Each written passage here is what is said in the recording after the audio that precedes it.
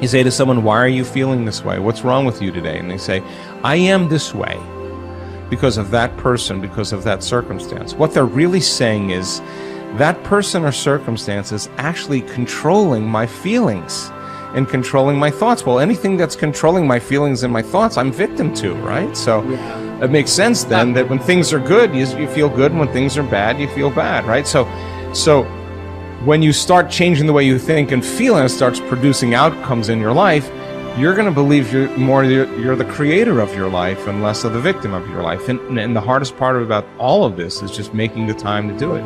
If you're not even peaceful, there is nothing in your life that you can do in a worthwhile way. To be peaceful essentially means this, that you're not messing your mind. To be peaceful means that your system is at ease. You know how to conduct your mind, you know how to conduct your emotions, your body and your energies. You are peaceful. If you change the picture in your mind, you change the chemistry, you change the fate. So I'll give an example. If I have a picture of love in my mind, the brain releases complementary chemistry, dopamine, pleasure, oxytocin, bond with your loved one, growth hormone, which does exactly what it says. It enhances your growth, and that's why when people fall in love, the chemistry of the brain going into the blood, the culture medium, enhances vitality. People glow when they fall in love. People are healthy when they fall in love. That's just not an accident, it's the chemistry of your culture medium. But now I say, but wait, what if I have a picture of fear? I go, oh, well, love chemistry doesn't come out when fear is in the picture. The brain releases stress hormones and factors that affect the immune system and growth of the system. And I go, oh my goodness. I say, why is it relevant? Changing my thought changes my chemistry. The chemistry adjusts my biology. So if I can control my thoughts, I can control the chemistry, and therefore I control the biology. So all possibilities already exist. You don't have to create the possibility. In fact, all you have to do is become aware that it exists. The moment you do that, you're changing the thought and you're producing a different frequency. Now, if the person is astute enough to feel the frequency of the thought in the quantum and not wait for the experience to happen, but the thought of abundance would produce the feeling of abundance. Tell guilt, shame, the past, I've changed my mind. I'm not living condemned.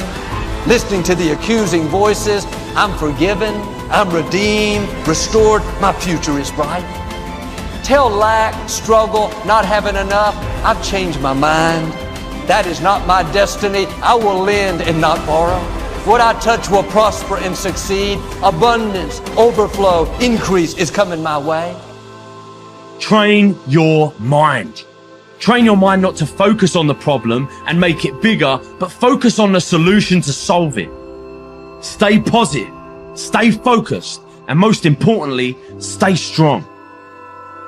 The way we've been using our thoughts are not necessarily productive.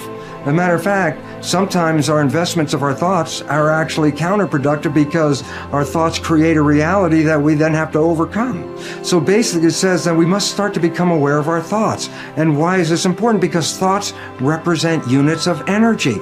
Every time you have a thought, you use energy. Why this becomes relevant is, if I give you a checkbook for your bank account, you don't go down the street and just write checks to people like, oh, hey, you're a nice looking guy, here's 10 bucks for you, and oh, here, little girl, go out and buy yourself a little car, here's $1,000 for you. And you don't give away your money. Why? Because giving away your money is giving away your life. So basically, you become very frugal when you have a checkbook in your hand. Now what I'm trying to tell you is this. You have an energy budget in your body. The energy is what keeps you alive. When you start using energy and writing checks where you get no return from your energy, then it's exactly the same as writing checks out of your bank checkbook and giving away your cash. So why this becomes important is the biology of belief reveals how our thoughts create our reality. And if you start investing in thoughts that are counterproductive, thoughts like fear, or what am I going to do, and how am I going to escape this problem, or how's this going to go wrong, and all these other kinds of thoughts that are negative kinds of thoughts, then realize this. You are actually not just using your energy for having these thoughts, but these thoughts are also what come into your reality. What you focus on with your thoughts, your brain will manifest as reality. James from Harvard said, believe and your belief will create the fact. All things are possible if you believe. Well, you know, I studied for a long time. I started to study this book, Think and Grow Rich. And he talks about belief in here. He says, you're not ready for what you want until you believe you can get it. I found that the only two sources of reference we could go to find out anything about ourselves is science and religion. They all say you've got to believe. So I got figured out, how do you believe? How do you change a belief? Interesting subject, because I'm going to tell you something.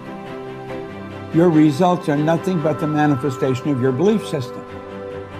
Well, our belief system, now listen carefully, is based upon our evaluation of something.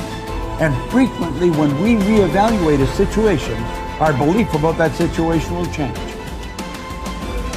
Let me repeat that. Our belief system is based upon our evaluation of something.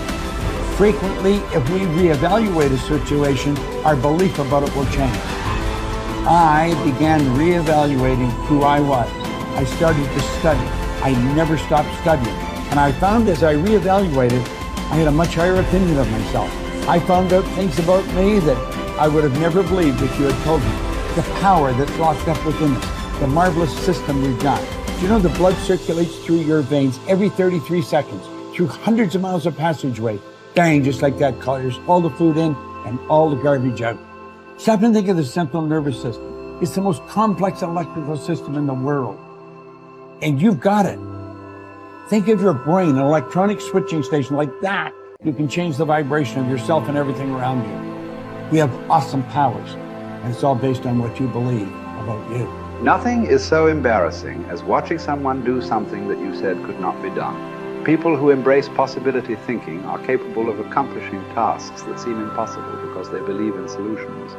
When you believe you can do something difficult and you succeed, many doors open for you. Big thinkers are specialists in creating positive, forward-looking, optimistic pictures in their own minds and in the minds of others. If you embrace possibility thinking, your dreams will go from molehill to mountain size, and because you believe in possibilities, you put yourself in position to achieve them. The winners in life think constantly in terms of I can, I will, and I am. Losers, on the other hand, concentrate their waking thoughts on what they should have done or what they don't do.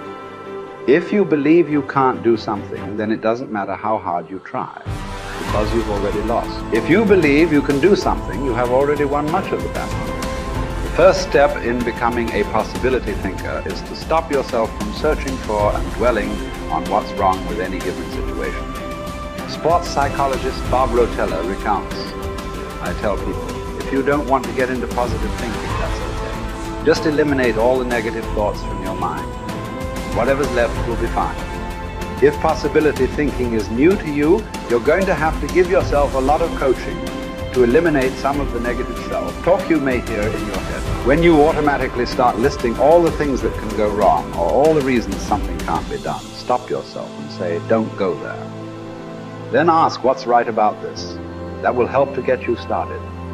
And if negativity is a really big problem for you and pessimistic things come out of your mouth before you've even thought them through, you may need to enlist the aid of a friend or family member to alert you every time you utter negative idea.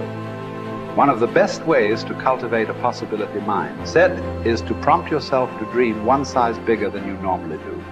Let's face it, most people dream too small. They don't think big enough. Henry Curtis advises, make your plans as fantastic as you like, because 25 years from now, they will seem mediocre.